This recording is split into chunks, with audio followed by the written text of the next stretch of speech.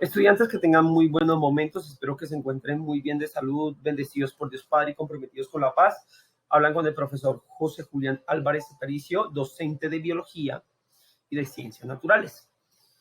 Espero que todos se encuentren muy bien y que estén descansando. Bueno, el siguiente material va a tener el objetivo de poder adelantar las temáticas propuestas en este tercer periodo con relación a la respiración en organismos complejos. Ahora, recuerden que en las clases anteriores hemos observado la respiración en células, respiración de organismos simples y ahora bien organismos complejos. Los organismos complejos prácticamente ya poseen unas estructuras definidas que les va a permitir obtener mejor, o bueno, no mejor, va a ser más difícil la obtención de oxígeno, pero va a pasar por unos procesos porque van a cumplir unas acciones mucho más importantes para el funcionamiento de los órganos de ellos, a diferencia de los organismos simples. No quiero decir que pues el oxígeno sea más importante en organismos complejos, no, solamente que el organismo complejo requiere de mayores estructuras porque su complejidad le permite tener de otra manera mucho más compleja el oxígeno. Ahora, sin más nada que decir, vamos a iniciar. Entonces, ya sabemos que la respiración es parte fundamental de todos los seres vivos pluricelulares o animales que se encuentran en el medio. No solamente los animales, también en las plantas, por supuesto. Y ya tocamos un poco la respiración en plantas en el segundo periodo con relación al proceso fotosintético. Más allá pues, de la producción de oxígeno, que es producción o desecho del oxígeno que ejecuta la planta, efectúa la planta, ella también asimila el oxígeno por medio de unos estomas, por medio de unas estructuras especializadas que le permite absorber ese oxígeno, que eso lo vimos en las clases de segundo periodo. Ahora, aquí en este caso ya hablamos de organismos que tienen estructuras especializadas para la obtención de oxígeno. Entonces, la respiración en animales prácticamente estudiantes es que ingresa el oxígeno, como podemos ver acá, yo les expliqué, y hay unas células llamadas eritrocitos, hematíes, glóbulos rojos, lo van a encontrar así en textos de biología, de fisiología, de ciencias naturales en general, relacionados con el área de ciencias, donde la hemoglobina prácticamente es un tipo de proteína celular que está en los glóbulos rojos, eritrocitos o hematíes, que van a permitir el transporte del oxígeno a los diferentes órganos o estructuras especializadas de mi cuerpo. Ahora, hay que tener algo en claro. El oxígeno, recuerden que el oxígeno solamente va a ser una parte de la energía que le va a llegar al organismo, a los diferentes órganos, porque ya sabemos que necesita de la glucosa.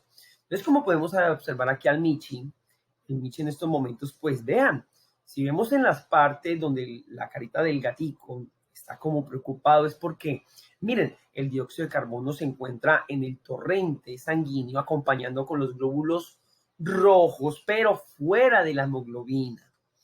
En términos más profundizados se llama carboxihemoglobina, pero no lo vamos a hablar así. Solamente digamos de que está acompañando la hemoglobina, ese dióxido de carbono, para ser eliminado. ¿Por dónde? Por estructuras especializadas que permiten desechar el dióxido de carbono, que lo vamos a profundizar más adelante. Aquí lo hablamos de manera muy general. Ahora, el punto es que cuando la persona o el organismo, para ser más exacto, respira oxígeno, inmediatamente ese oxígeno va a ingresar a ese eritrocito, glóbulo rojo, hematíes, y va a ser transportado a los diferentes órganos o estructuras especializadas de mi cuerpo, del cuerpo del animalito, perdón. En este caso, mire que el Michu está contento y feliz porque está recibiendo ese tipo de molécula que le permite la obtención energética. Ahora, la respiración se divide en 4 tipos de respiraciones. Hay una mixta, pero entonces no la vamos a profundizar por el momento. Estamos hablando de la respiración pulmonar, la respiración branquial, la respiración traqueal y la respiración cutánea. ¿Listo? Cada una de ellas hace parte de los diferentes seres vivos que están en el reino animal. Algunos organismos viven en el agua y necesitan, digamos, un tipo de estructuras especializadas para poder respirar. Entonces, en el caso de la respiración pulmonar, pues requieren de esos sacos aéreos que se llaman pulmones, los cuales van a permitir, por medio de diferentes procesos fisiológicos, la obtención y transformación del oxígeno, gas a oxígeno que se pueda transportar por los eritrocitos o los glóbulos rojos. La respiración braquial, también que hace en la mayoría de casos hace parte de los peces, los animales marinos, unos que ya vamos a ver a continuación. La respiración traqueal, que hace parte en la mayoría de los invertebrados. Bueno, es más común en los invertebrados. Ya sabemos que los invertebrados son aquellos que no poseen estructuras óseas duras, rígidas, digamos, representativas de una resistencia interna, sino que tienen una parte externa que se llama exoesqueleto. Pero entonces, bueno, eso lo vamos a profundizar más adelante. Y la respiración cutánea, pues fue la que tocamos en la clase anterior, con relación a que ciertos anfibios, o digamos en el caso de las lombrices, los anélidos, tienen esa capacidad de poder respirar por la piel. Entonces, llegando a un caso más particular, entonces empezamos por la respiración pulmonar. Entonces, prácticamente la respiración pulmonar es la cual le permite al organismo, por medio de los pulmones, hacer ese intercambio gaseoso. Entonces, ¿quiénes son los más comunes? Los mamíferos. Ya sabemos que los mamíferos son aquellos que tienen la capacidad de poder, digamos, por ejemplo, amamantar, tener una estructura placentaria y poder dar a luz a organismos desde su interior, por supuesto, desde su estructura interna. Ahora, también se encuentran algunas aves, en algunos reptiles, bueno, en la mayoría de aves en los reptiles, por supuesto, en algunos cetáceos, que son las ballenas. Las ballenas son cetáceos. Y los anfibios, que en este caso estamos con las ranitas. Entonces, como podemos ver acá, la ranita tiene un saco interno, el cual le permite asimilar ese oxígeno, llevarlo a su interior. Entonces, la respiración en anfibios es algo muy particular. ¿Por qué? Porque ellos tienen dos tipos de respiración. Ellos cuentan con una respiración pulmonar y con una respiración cutánea. La respiración pulmonar la ejecutan en la parte externa, cuando se encuentran fuera del agua. Mientras que en la parte interna, ¿de acuerdo? Cuando llegan y se meten al agua, ellos necesitan hacer un pequeño intercambio con las moléculas de agua que se encuentran obviamente dentro de la misma, y le permite asimilar esa oxigenación que tiene el agua para llevarlo a sus diferentes estructuras especializadas y permitir su funcionamiento. Ellas cuentan con unas estructuras llamadas flaveolos. Flaveolos prácticamente es que permite obtener el oxígeno en condiciones o de alta humedad o de poca humedad, y que le permite llevar ese oxígeno a estructuras o a conductos que permiten el transporte de la sangre oxigenada. ¿Listo? Entonces, por este lado es un resumidito. Ahora, por otra parte, la respiración pulmonar en reptiles, ya contamos de que los reptiles tienen como unos, ¿cómo les diría? Como unas canales que les permite pasar el oxígeno por diferentes canales de concentración oxidativa o de oxígeno. ¿A qué me refiero eso? Pues de que ellos pues no es que sean más complejos que los anfibios, o sea, sí poseen estructuras más especializadas, pero el intercambio gaseoso aumenta mucho más a diferencia de las ranas, obviamente porque sus estructuras son más complejas y más aún porque son animalitos que pues a nivel de temperatura son animalitos que tienen un nivel de temperatura muy mediado, muy bajo, y por ende no permite el rápido o la rápida asimilación de nutrientes o de oxígeno. Por eso cuenta con estructuras mayores especializadas para el intercambio de ese gas, oxígeno. Entonces, como podemos ver, algunos poseen solamente un pulmón y a otros poseen dos pulmones. El que posee dos pulmones no significa que pueda respirar más, no. Teniendo uno, teniendo dos, puede respirar por igual. Pero digamos que el que tiene dos pulmones, como en el caso de los caimanes, ¿de acuerdo? Van a tener mayor resistencia al momento de sumergirse o estar en el agua, porque pueden, digamos, retener más el oxígeno en sus estructuras internas, mientras que lo que son la salamandra no, lo que son, digamos, En este caso, digamos, el dragón de Komodo ya cuenta con uno solo, ya que él no está expuesto a tanta humedad. O sea, no significa que no vaya al agua, ¿no? Sino que, digamos, él permanece más en los lugares secos y externos. Ahora, por otra parte, tenemos lo que es la respiración pulmonar en aves. Ellas cuentan con unos sacos aéreos, unos sacos especializados que como el ave, como pueden ver aquí, este pajarito, él está volando y está pues, gastando una energía constantemente. Es como si nosotros estuviéramos trotando. Nosotros necesitamos bastante energía, oxígeno y pues también los alimentos que consumimos para generar esos movimientos. Bueno, imagínense las aves constantemente están volando, necesitan una gran cantidad de oxígeno. Y cuando empiezan a volar, ellas guardan esa concentración de oxígeno en diferentes bolsitas llamadas sacos aéreos.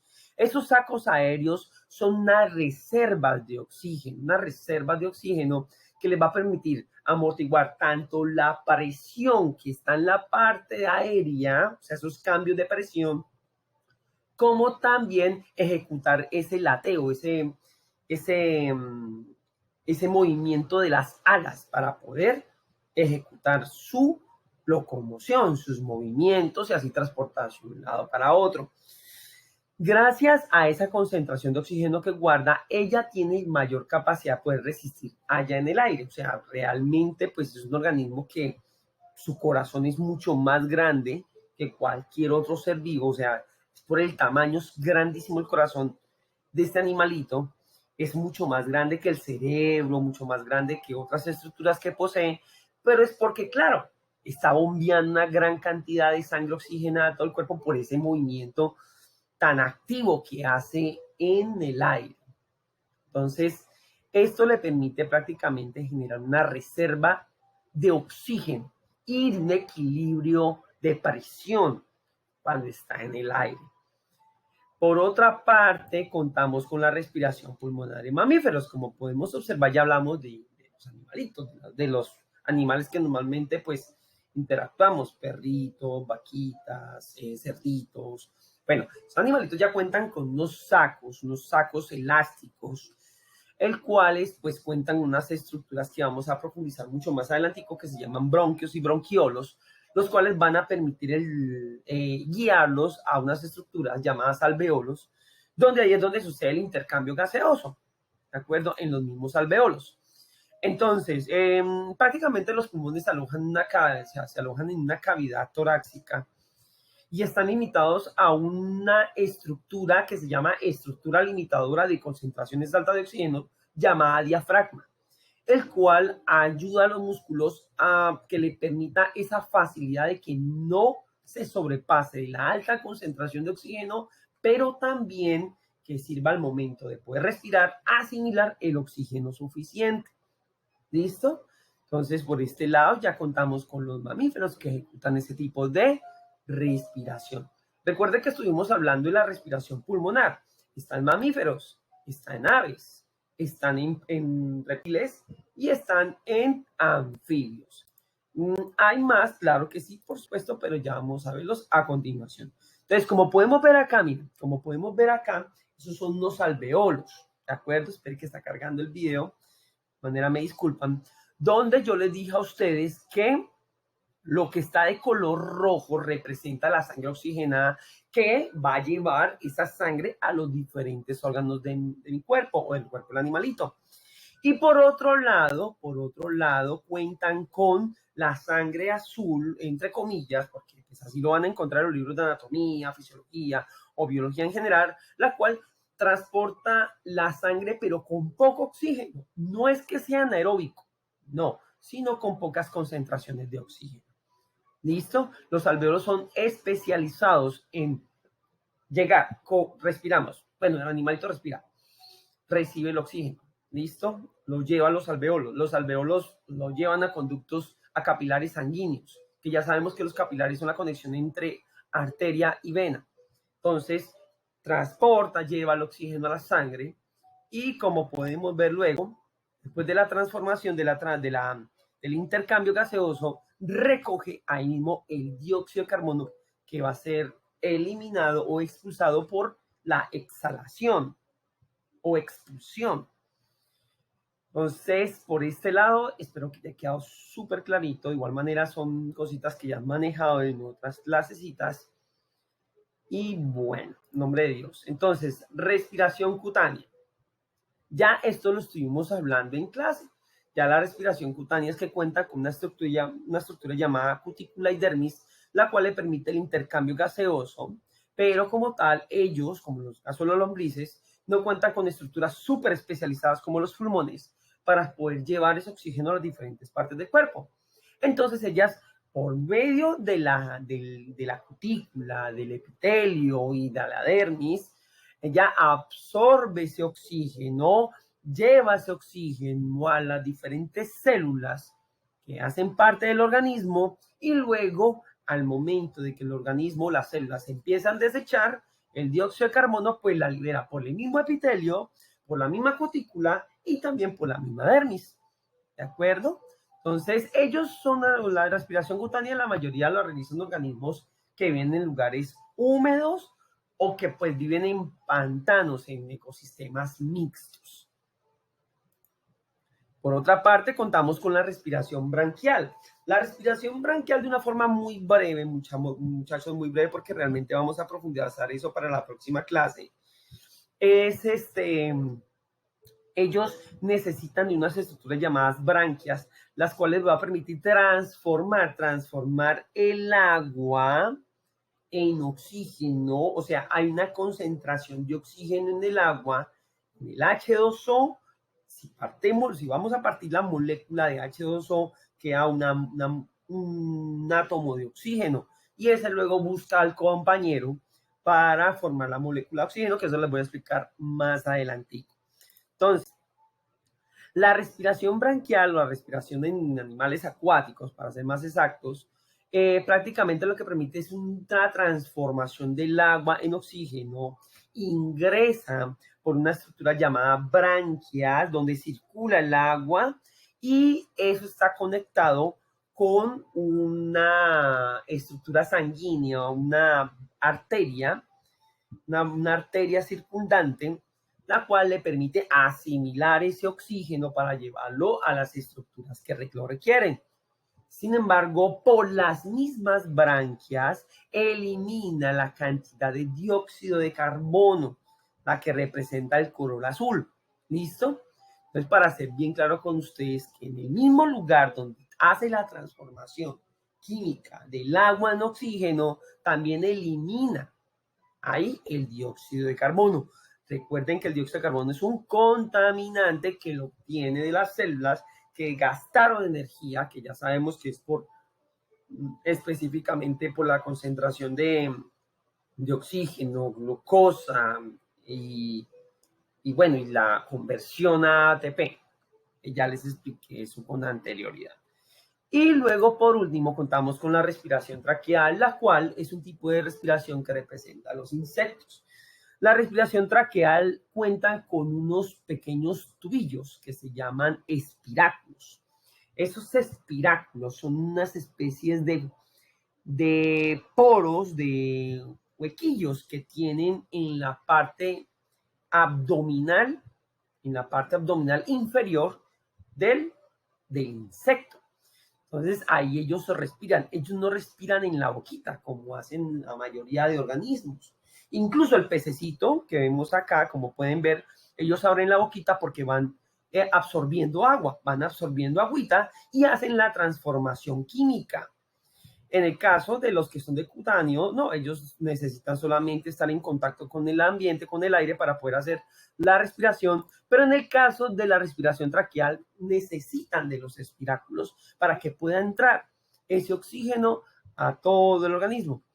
Ahora, esos espiráculos como tal están conectados con unas estructuras llamadas tráqueas, por eso se viene la respiración traqueal, porque luego esa tráquea se va a dividir por unas estructuras que llaman traqueolas, que esas traqueolas son muy finas y conectan célula por célula para que puedan llevar ese oxígeno. Ahora, asimismo como llega el oxígeno por las traqueolas, por el espiráculo, tráqueas, traqueolas y células, por ahí mismo también se elimina el dióxido de carbono. libera el dióxido de carbono, sale por la célula, luego por la traqueola, luego por la tráquea, luego por el espiráculo y sale expulsado el dióxido de carbono. Bueno, estudiantes, como les dije, era algo muy breve. Les agradezco por favor que puedan estudiar al máximo. Recuerden que la exigencia hace la excelencia y con amor se logra la grandeza. Y les agradezco por favor este material. Ya les había comentado de que utilicen para ustedes, para sus estudios. Y en el nombre de Dios que me les vaya súper bien en esa evaluación. Estudian. Ya voy a mandar por este medio, por la plataforma íntegra, las temáticas que vamos a abordar para la evaluación y yo sé que me les va a ir súper bien. Bueno, sin más nada que decir, estudiantes, Dios esté con ustedes y que tengan un excelente día.